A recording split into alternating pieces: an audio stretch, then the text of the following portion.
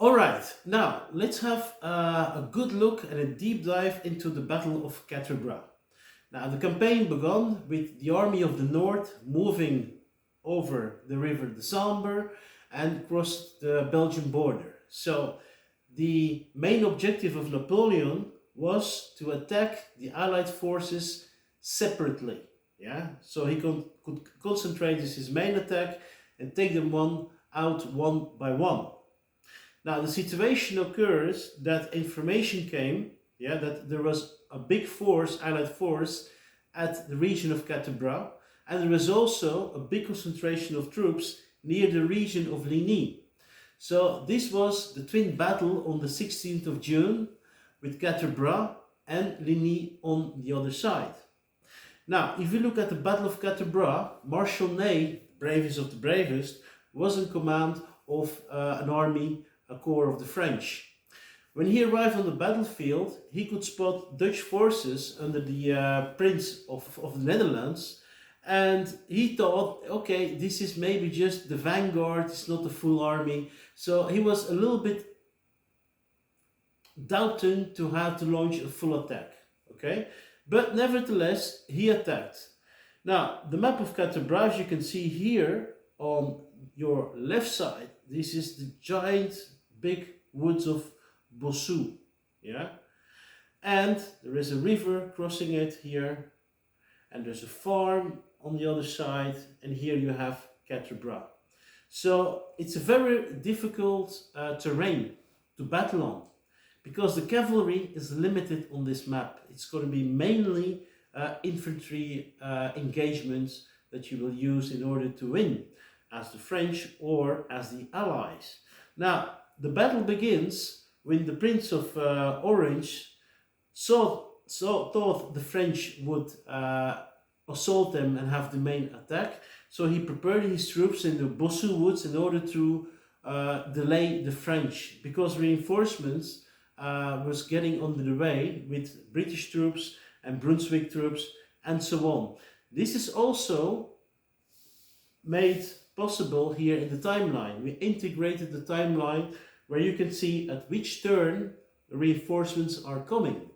So from the Allied position, it was crucial to win time, yeah, until their reinforcements arrived, yeah. And for the French, it was crucial to advance as fast as possible before the full force of the reinforcements could enter the battlefield.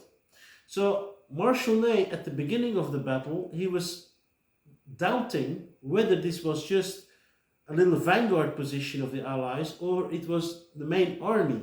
Yeah, so he was a little bit reluctant to take the full offensive with all his forces. Eventually he did, but it was too late. At one point, the Allied forces entered with British troops and Brunswick and cavalry support and more artillery. So the situation for the French became more and more difficult. Now, the outcome of the Battle of Quatre Bras, some say it was a draw, some say it was a victory for Ney, some say it was a victory for Wellington. Everybody has his own opinion, yeah. But the good thing is about this battle here, that you can try to change history, because we added a lot of new alternatives as well. You see here on the left side, my left side, you have the blue arrows and you have the red arrows. So this is the indication where troops can come in for reinforcements as the Allies, and here as the French. So you could try to change history with the arrival of the Corps d'Erlon in the alternative timeline, which could reinforce the French right flank and continue to press in the attack towards the Allies. And the Allies has another alternative twist. They can have, with the black arrows, reinforcements from the Prussians who won the Battle of Ligny. Yeah, so you can play the Battle of Quatre Bras just the historical way, Ney versus the Alliance, and in first instant against the Prince of Orange, later coming on with the reinforcements with the British, the Brunswick, and so on. Or you could also play in an alternative timeline where both the French are reinforced and the Allies are reinforced. So this map is a really fun map to play. It's a challenging map, it has a lot of obstacles, and it takes a couple rounds to really take the full of it.